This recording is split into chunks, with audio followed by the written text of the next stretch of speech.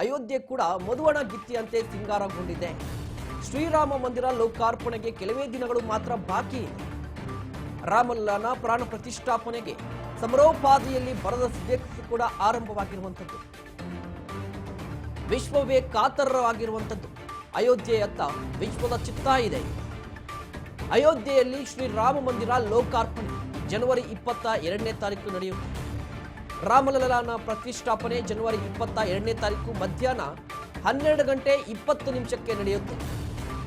ಈ ಶುಭಗಳಿಗಾಗಿ ಇಡೀ ವಿಶ್ವವೇ ಕಾತರರಾಗಿರುವಂಥದ್ದು. ಇದರ ನಡುವೆ ರಾಮಲಲ್ಲಾನ ಪ್ರಾಣ ಪ್ರತಿಷ್ಠಾಪನೆಗಾಗಿ ಒಂದಿಷ್ಟು ಪೂಜಾ ಕೈಂಕರ್ಯಗಳು ನಡೆಯಬೇಕು.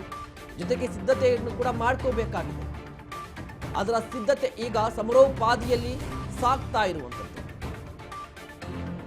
ಭಾರತದ ಅಸ್ಮಿತೆ 500 ವರ್ಷಗಳ ಹೋರಾಟ ಅಂತೂ ಇಂತೂ ಜನವರಿ 22ನೇ ತಾರೀಕು ಸುದೀರ್ಘ ಹೋರಾಟಕ್ಕೆ ಒಂದು ಮುಕ್ತಿ ಸಿಗುತ್ತೆ. ಅದು ಅಯೋಧ್ಯೆಯಲ್ಲಿ ರಾಮನ ಮಂದಿರ ನಿರ್ಮಾಣ ಆಗುತ್ತೆ. ಅಧಿಕೃತವಾಗಿ ಲೋಕಾರ್ಪಣೆ ಆಗುತ್ತೆ. ಅವತ್ತು ಮಧ್ಯಾಹ್ನ 12 ಗಂಟೆ 20 ನಿಮಿಷಕ್ಕೆ ರಾಮಲಲ್ಲಾ ಮೂರ್ತಿಯ ಪ್ರಾಣ ಪ್ರತಿಷ್ಠಾಪನೆ ನೆರವೇರುತ್ತೆ. ಸುದೀರ್ಘವಾದ ಹೋರಾಟ, ಕೋಟ್ಯಾಂತರ ಹಿಂದೂಗಳ ಹೃದಯವಾಸಿ ಶ್ರೀರಾಮ, ರಾಮನ ಊರು ಅಯೋಧ್ಯೆಯಲ್ಲಿ ರಾಮ ಮಂದಿರ ಲೋಕಾರ್ಪಣೆಗೆ ಎಲ್ಲಾ ರೀತಿಯ ಸಿದ್ಧತೆ ಆರಂಭವಾಗಿರುವಂಥದ್ದು. ಈಗ ಅಯೋಧ್ಯೆಯಲ್ಲಿ ಹಬ್ಬದ ವಾತಾವರಣ ನಿರ್ಮಾಣ ಆಗಿದೆ. ಇತಿಹಾಸದಲ್ಲಿ, ಕೇವಲ ಭಾರತದ ಇತಿಹಾಸದಲ್ಲಿ ಮಾತ್ರ ಅಲ್ಲ, ಪ್ರಪಂಚದ ಇತಿಹಾಸದಲ್ಲಿ ಎಲ್ಲೂ ಕೂಡ ಇಂತಹ ಹೋರಾಟ ನಡೆದಿರಲಿಲ್ಲ.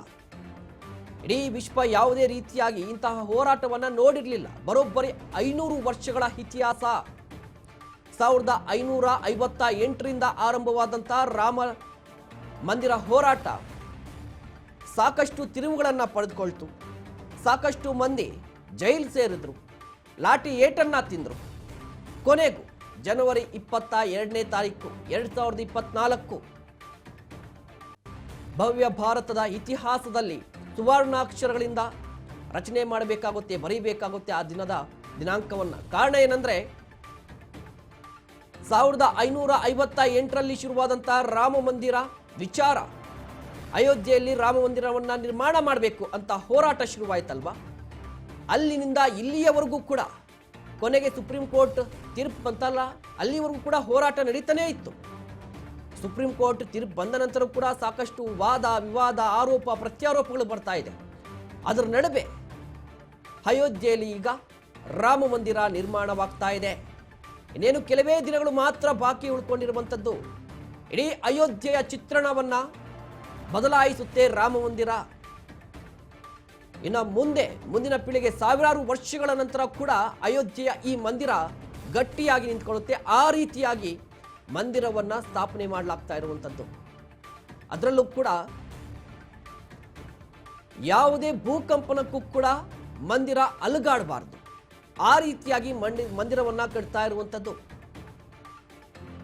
ಮಂದಿರದ ತಳಪಾಯ ಇಂಟರ್ಲಾಕಿಂಗ್ ಸಿಸ್ಟಮ್ ಅನ್ನ ಹೊಂದಿದೆ.